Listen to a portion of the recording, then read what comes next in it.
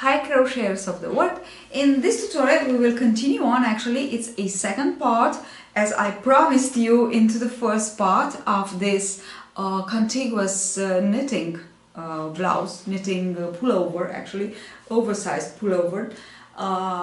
In the second part we will work on the body. I will show you how to transfer the stitches of the front side and then how to work the back side, and how to leave the armholes, and how to work the sleeves, and I will explain how to put the border and so on. So exactly all that you need for this to knit this beautiful and so comfortable and so fancy blouse.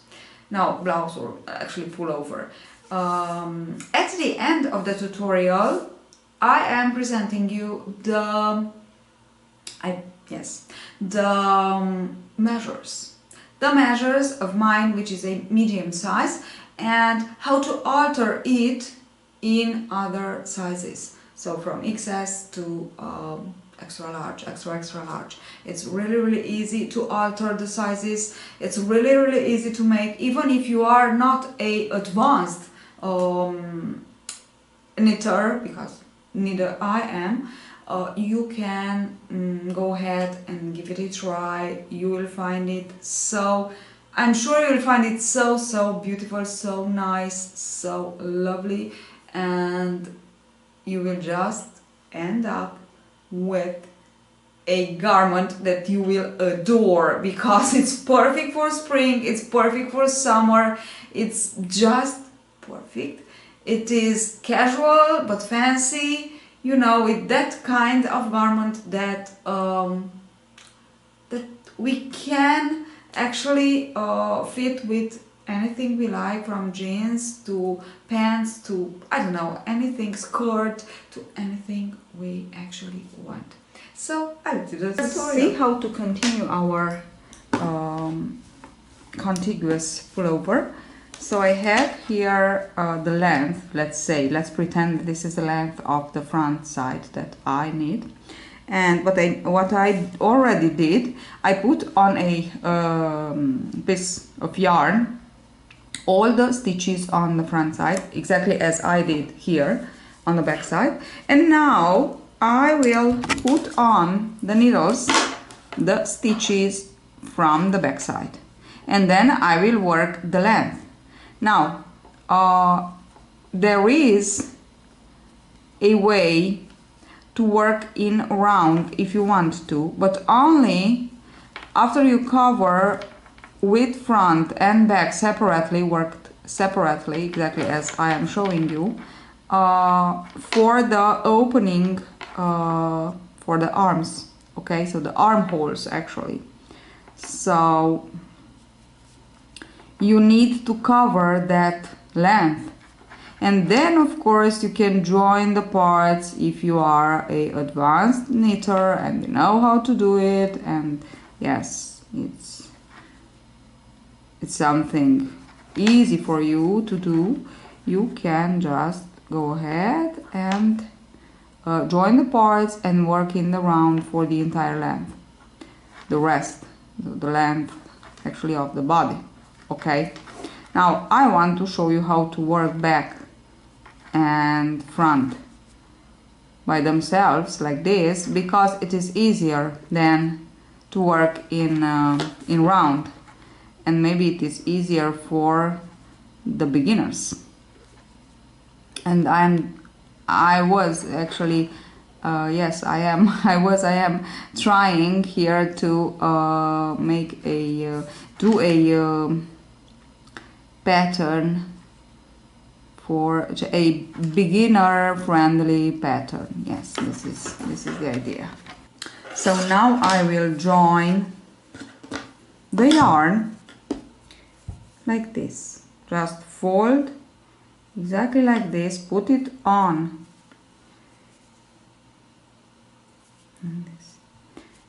put it on your needle, your left needle. The tail, you will try to keep it safe like this, to keep it not safe, keep it in how can I say, keep it in like this, so in tension. This was the idea, so it's really easy. You can see here I keep it in tension and I just go ahead and work my very first. Okay, I will keep it in tension for 2 or 3 more 2 or 3 more stitches, yes, like this. So as you can see I have it here, and now I'm ready to continue on. I will go back and forth, knit and purl for the rest of the length. Now, as I said before, you can join in the round if you want to, but here I am, but you need to cover the front and the back length worked in rows, as I am showing you here, for the armhole. Okay, so you need the armhole, obvious. From there we will work the sleeves. So you need to cover that part working in rows, the front side and the back side.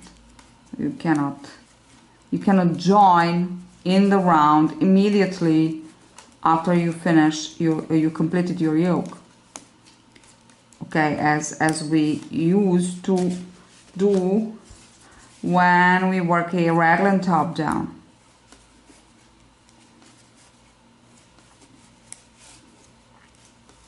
Okay.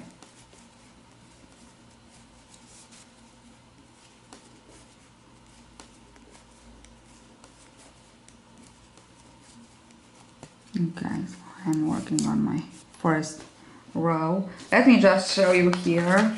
So this is what we have when we finish the yoke.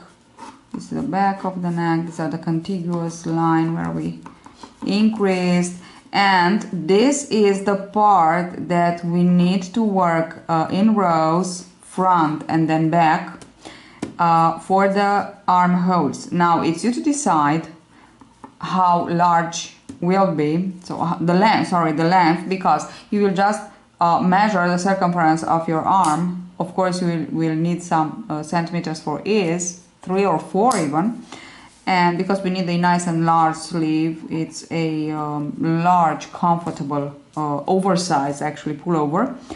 So will be like this, and half of your circumference will be the length that you need to cover in rows, front side, and of course exactly the same number of rows for the back side. Afterwards you can join in the round and go ahead and work in rounds the entire body, the length that you want for it. But if you are, as I said, if you are a beginner, it's better to follow the explanation, to work the back side and then the front side, because it is easier for you. And as I said before, I am trying to do actually a beginner friendly explanation. Okay, so I will finish my the length of the back side, and I will be back to show you how to work the sleeves. So let us suppose only that I finished the length, so you finish the length of your of the body, so the length that you need. You work the front side, you work the back side, and you can also work, so incorporate the border, the elastic border. I work 2 knit 2 purl for the elastic border. So you can in this case you can bind off. If you decide not to work the border but to leave it like this, so I leave live stitches on the back side, live stitches on the front side with a contrasting color yarn.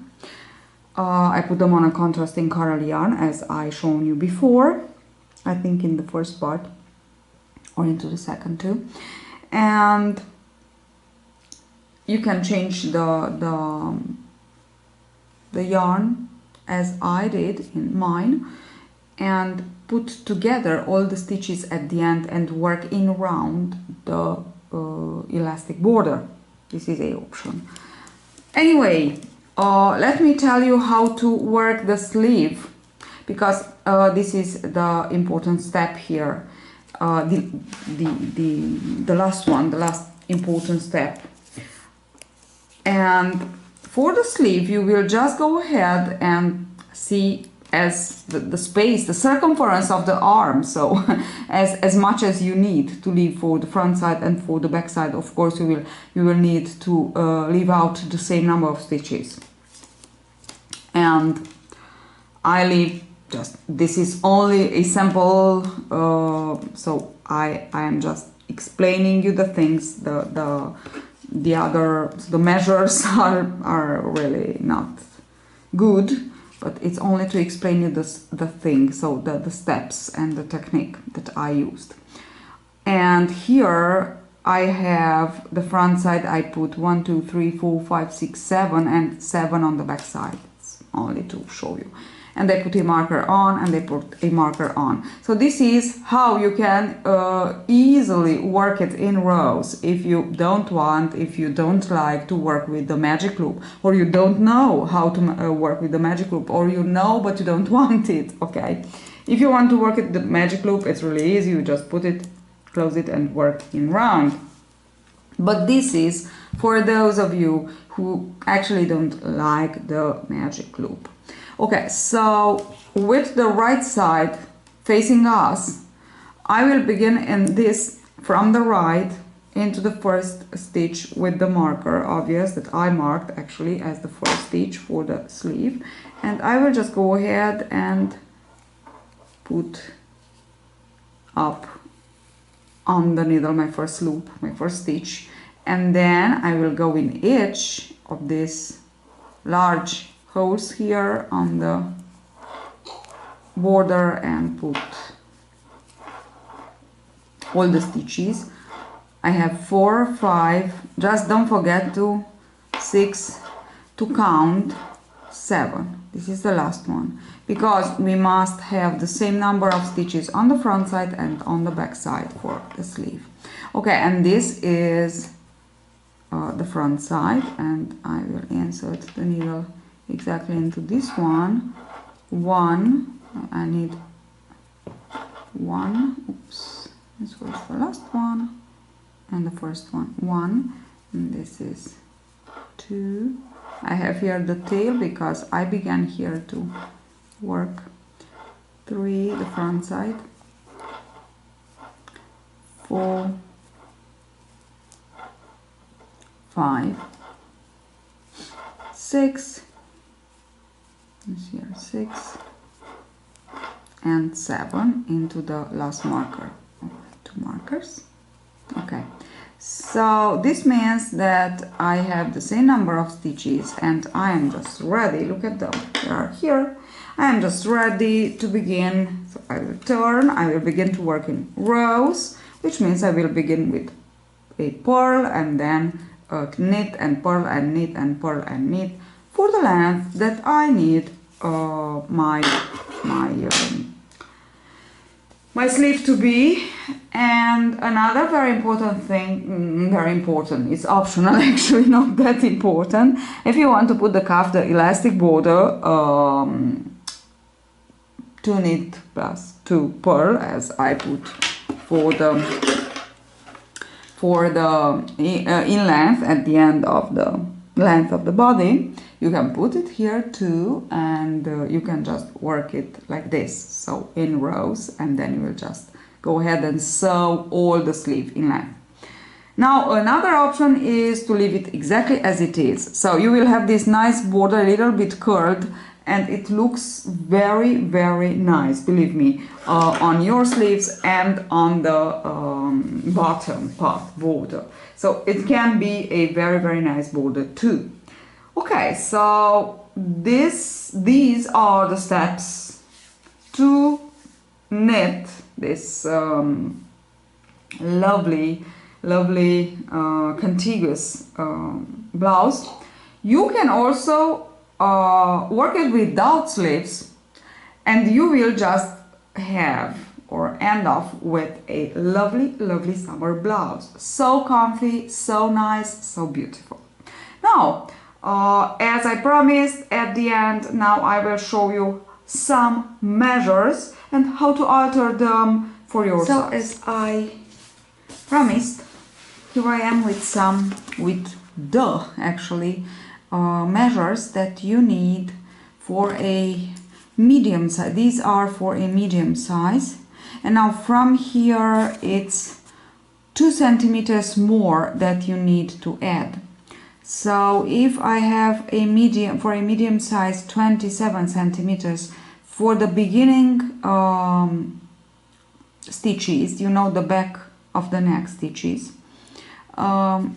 you will add 29 for a large size, even for a large, extra large, 29, 30, okay, so for a large, extra large, and maybe 31 for a extra large, okay, but it's you to decide. Now here you will just continue on working for a 22 centimeters, and I have 20. This is the contiguous line, okay, it's 20 centimeter. Then for the opening, for the armhole, I worked 18 centimeters. So actually I worked the length, but I as I shown you for the sleeve, it's 18 centimeters, okay. And the length finally is the 15 centimeter, but this is actually you to decide. The length of the sleeve is 33 centimeters, but again it's you to decide.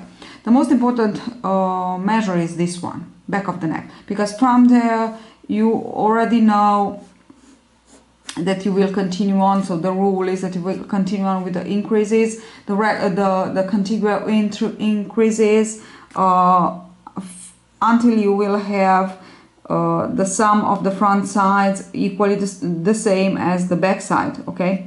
So this is the rule from there, but this is the most important measure.